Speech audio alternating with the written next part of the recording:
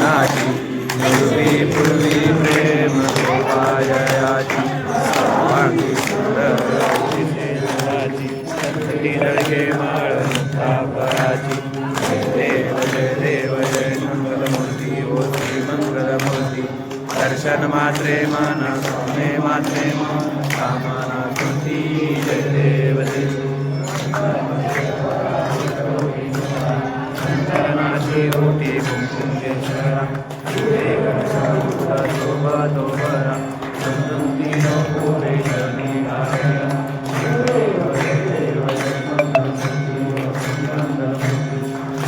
मात्रे मन सोने मात्रे मन कामना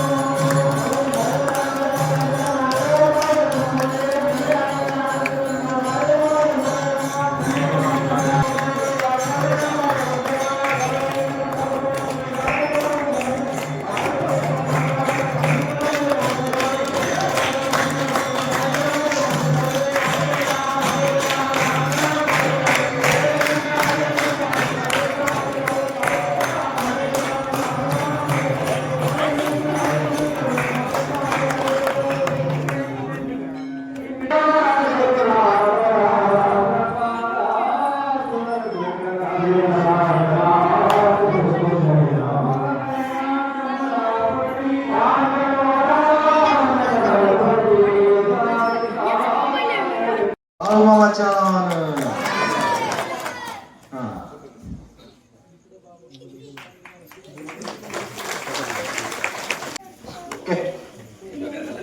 हा आता इकडं आपण आता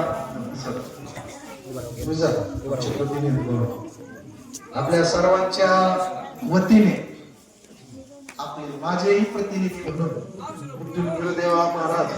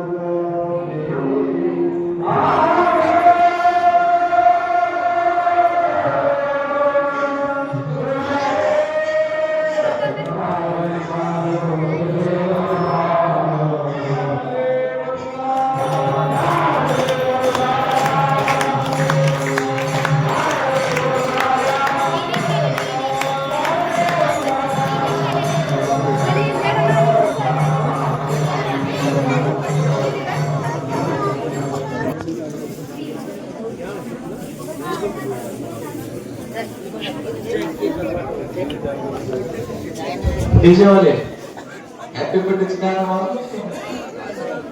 आमचे काम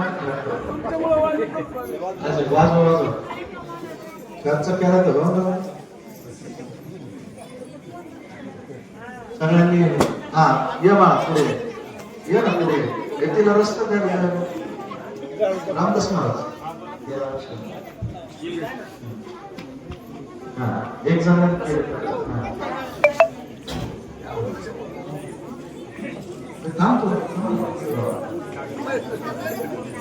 रिवाज होते झाले का रेडी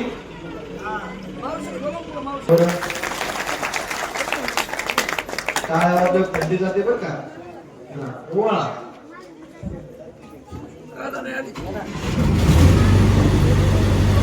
डीजे वर लावा ते थोडस लावा थोडस डीजे ची द्या खरंच थोडं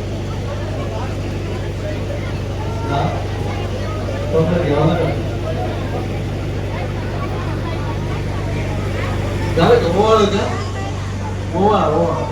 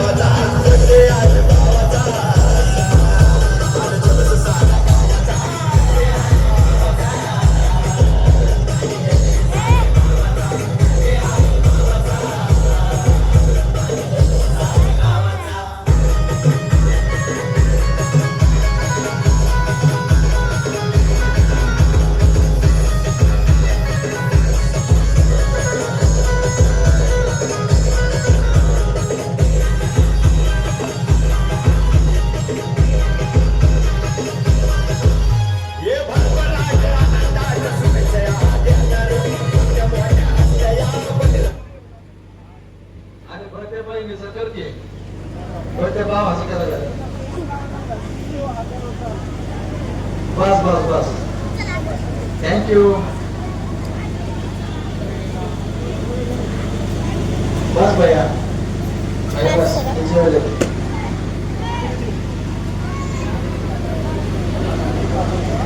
हा डीजे बंद करा हो थांबवा पुढचा एक प्रोग्राम आहे आता महत्वाचा अत्यंत हे जे सगळे तरुण मंडळी ना आपली इकडे या इकडे पुढं आपली या पुढं थोडस हे मार्गदर्शन करणार घ्यायचं पोलीस भरतीच्या संदर्भात डीजे बंद करायला हवं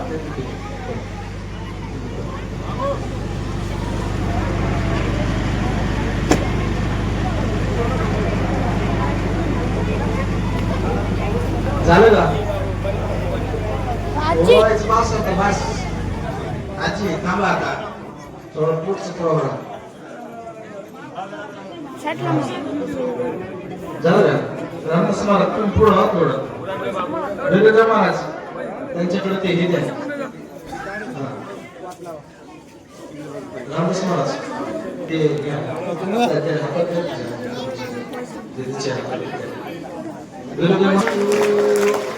Happy birthday, Papa. Happy birthday to you. एक बाईक सर ओके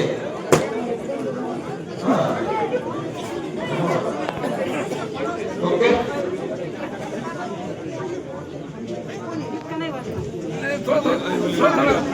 ओके चला बस मला या ठिकाणी खूप खूप शुभेच्छा देतो. आता आपल्या परिसरामध्ये सगळ्यात महत्वाचं म्हणजे ज्यावेळेस मी आता पाठमागच्या 2-3 महिन्याखाली पुण्या या ठिकाणी अकॅडमीमध्ये माझी ऑलरेडी अगोदर पुण्याला अकॅडमी होती. त्या अकॅडमी वगैरे सुरू केलेली तिकडे पुण्यामध्ये ज्यावेळेस स्वामीजींनी मला सांगितलं की ही जी अकॅडमी आपण बाहेरगावी करतो, बाहेरचे जे विद्यार्थी इथं बाहेरगावच्या विद्यार्थ्यांना आपण सिटीमध्ये आपल्या गावाकडचे जे विद्यार्थी इथं जे बाहेरगावी जात आहेत, जे लाखो रुपये खर्च करून ज्या ठिकाणी जाऊन पूर्ण रिझल्ट पण भेटत नाही, आणि गावाकडचे जे घरचे आहेत आपले घरचे प्रत्येक वेळेस जर पोरग बाहेर जातं म्हटल्यानंतर त्याला पैशांचा भरपूर पुरवठा केला जातो, लाखो रुपये क्लासमध्ये फी घातली जाते, तरी त्याचा पूर्णतः फायदा होत नाही. आपले जे पालकांना आहे, पालकांना सगळ्यात प्रथम काय अपेक्षित असते, पोरग ज्यावेळेस घर सोडते, घर सोडल्यानंतर सगळ्यात पहिल्यांदा त्याचा काहीतरी एक रिझल्ट आला पाहिजे. पोरग भरतीला जाते म्हटल्यानंतर भरती झालंच पाहिजे. आणि जो रिझल्ट येण्याचं जो प्रमाण आहे आपल्या गावाकडच्या मुलांचं, याची सिटीमध्ये जाऊन जे होते त्याच्यामध्ये काय खूप टक्केवारी काय होत चालली, कमी होत चालली. आता बऱ्याचशा ठिकाणी बघा, पहिल्यांदा आपल्या गावातून 4-4, 5-5 पोरं व्हायचे, आता ते टक्केवारी कमी कमी होत चालली, 1-1, 2-2 मुलगा होत चालले. भले भरती करणारे लाखो विद्यार्थी इथं, परंतु भरती होणारे एकदम थोडेसे येतं. आणि त्याच्यासाठी जी मेहनत लागते, ती मेहनत करण्यासाठी सातत्य लागतंय. नुसतं सातत्यच नाही द्यायचं, तर त्याच्यासाठी काय करायचं, भरपूर टाइम पण जातोय. 1-1 वर्ष, 1.5 वर्ष मुलं पुण्यामध्ये राहत आहेत, नगरमध्ये जात आहे, अकॅडमी लावून ते अभ्यास करते. आणि त्यांच्या संग जर आपल्या बरोबर कॉम्पिटिशन करायचं असेल तर आपल्याही विद्यार्थ्यांना, आपल्याही मुलांना त्यांच्या बरोबरीत तेवढाच अभ्यास करायला पाहिजे, तेवढंच ग्राउंड करायला पाहिजे. आता जे आपल्या ग्रामीण भागातले मुलं आहेत, घरचं खाऊन, आपलं घरचं व्यवस्थित खाऊन ग्राउंड तर 100% मार्केट ग्राउंड क्वालिफाय होते. प्रत्येक वेळेस नडतंय, कुठे लेखीमध्ये नडतंय, 2 मार्कांनी 4 मार्कांनी जाते. आपले काय इथं गावाकडे प्रॅक्टिस करणारे इथं जाते सिटीमध्ये दोन तीन महिने अकॅडमी बाहेर गावी लावते. त्या 2-3 महिन्यामध्ये त्यांचे जे पुढचे आपले विद्यार्थी इथं ते 1.5-2 वर्षापासून आपल्या अगोदर ते अभ्यास करते. जर त्यांच्यासोबत कॉम्पिटिशन करायचं असेल तर तुम्हालाही त्याच लेवलचा अभ्यास करावा लागेल. आणि हे जे अभ्यासामध्ये आपले पाठीमागे राहिले, ग्राउंड मधल्या ज्या छोट्या छोट्या गोष्टी येतात, छोट्या छोट्या ज्या चुका येतात, त्या चुकांमुळे आता बऱ्याचशा विद्यार्थी 11वी-12वीच्या विद्यार्थ्यांनी आतापासूनच जर तुम्ही आर्मीची तयारी केली, पोलीस भरतीची तयारी केली, तर येणारी ज्यावेळेस पहिलीच भरती असेल तर त्या पहिल्याच भरतीमध्ये 100% त्यांचा रिझल्ट येणार आहे. जेवढं तुम्ही लेट करणार आहे, जसं वेळ जाणार आहे, तर आता बघा, आता 11वी-12वीचे विद्यार्थी इथं 11वी-12वीला कॉलेज करते, त्यांचा आणि अभ्यासाचा बराचसा लांब पर्यंत संबंध निघून जातो. आता इकडे आपल्या इकडे कसे 11वी-12वीचे विद्यार्थी किती कॉलेज करते सगळ्यांना माहिती आहे. जर तुम्ही आतापासून जर सुरुवात केली, 11वीच्या विद्यार्थ्यांनी आतापासून जर 1-2 वर्ष जर आता घासले, तर तुम्हाला ग्राउंडला ह्या 2 वर्षामध्ये सगळ्या विद्यार्थ्यांच्या पुढे, सगळे भरती करणाऱ्यांच्या पुढे राहणार आहे. 2 वर्षात तुम्हाला माहिती आहे अशी कोणतीच गोष्ट नाही की ज्या ठिकाणी तुम्ही 1-2 वर्ष कष्ट केले आणि ते तुम्हाला यश भेटणार नाही, असं कधीच नाही घडू शकत. तुम्ही फक्त 2 वर्ष जर कष्ट केले, 11वीच्या विद्यार्थ्यांनी 11वी-12वी पर्यंत कष्ट केले, थोडा अभ्यास चालू ठेवला, तर येणाऱ्या भरतीमध्ये निश्चित 100% त्याचा रिझल्ट येणार आहे. परंतु त्याच्यासाठी तुम्हाला सगळ्यात पहिल्यांदा मुलांना पाठवावं लागेल. मुलांसाठी आपण तरी आणि अत्यंत माफक दरामध्ये आपण हे केलेलं आहे. असं नाही की आता हे सगळं आपल्या घरातले माणसं आहेत, आपल्या ग्रामीण भागातले आहेत, असं आता तुम्ही बऱ्याच वेळा सिटीमध्ये अन्नदान केल्यानंतर प्राप्ती भेटत नाही. आज इथं सद्गुणाची सगळी माणसं वाचणार. आज या संतांच्या बैठकीला एक कण खाऊ द्या, त्याचं कल्याण. ह्या भगवंताचं अंश उतरलेला असतो, संतांची कृपा झालेली असते. संत सांगतात मनोमार्ग जे चाललेले आहे त्यांना वावमार्गाला चाललेले आहे त्याला एका वाटेने घ्यायचे आहे. आणि बाबा सांगायचं म्हणजे कलियुगामध्ये संत आहे बाळूमामा. तो बाळूमामा सांगतात, बाबांनो तुम्ही माझ्याकडे येऊ नका, मी तुमच्याकडे येणार आहे, पण तुम्ही माझी सेवा करा. आणि सेवा केल्यानंतर मेवा देणार आणि चाकरी केल्यानंतर मी भाकरी देणार. असा या कलियुगामध्ये संत 19 बघित बाबा 4-4 हजार मेंढरांची कळप आहे. सकाळ यात्रा मोडतोय आणि 4 वाजता यात्रा भरवतोय. फंड्या माळावर यात्रा भरवणारा हा संत आहे. या जगाच्या कल्याणासाठी या भोवताला तो जन्म घेतला. धनगर कुलामध्ये हा बाळूमामाने. आणि जे कोण त्रास देणारे आहेत, कोण खोड्या करणारे आहेत, कोण गायी गुरांना त्रास करणार आहे, त्यांचा करंडकाळ हा जगात हा बाळू धनगर आहे. त्याची सेवा केल्यानंतर आणि त्याच्या तळावर गेल्यानंतर, मामाला मनापासून हात मारल्यानंतर, करणे असो, भानुमती असो, गायी गुरं उडवलेले असो, धार देत नसेल, घरामध्ये आपल्याला सुख समृद्धी आनंद नसेल, मुलबाळ होत नसेल, त्या ठिकाणी मामांचा प्रसाद कन्या. आता पाचीपापान झालं, पण पूर्वी भगवंत नुसत्या कन्या करणार आणि त्या कन्याचा प्रसाद खाल्ल्यानंतर तो ज्याला संतती नाही त्याला संतती झाली आहे. ज्याचे काही कोर्ट कचेरीची रानाची ज्याचे कामं तटले आहे, त्या संताला नुसतं अंतःकरणापासून सांगितल्यानंतर तो कलियुग हा संत बाळूमामा हे भगवान बाबा हे तुम्हाला द्यायला बसलेले आहे. हे संत घ्यायला बसलेले आहेत. मामाने सांगितलं माझा 1 रुपया घेतला तर 10 घेणार आहे, मला 10 दिलं तर तुला 100 देणार आहे. माझी सेवा करायची आहे, मी लय खैराचा इंगोळा आहे. आणि जो देव देवतांचे पैसे खाईल तो सुखी कधी जगणार नाही.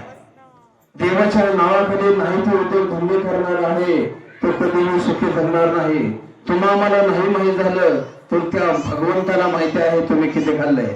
आता ह्या जन्मात जर नाही गेलं, वर जर गेला स्वर्गात, तरी पैसे ते घेतल्याशिवाय सोडणार नाही.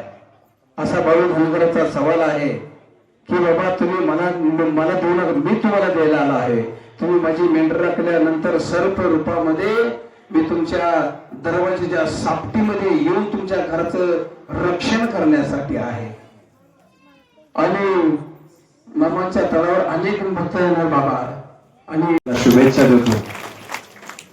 दुसरी महत्वाची गोष्ट म्हणजे आमचे ज्येष्ठ गुरुबंधू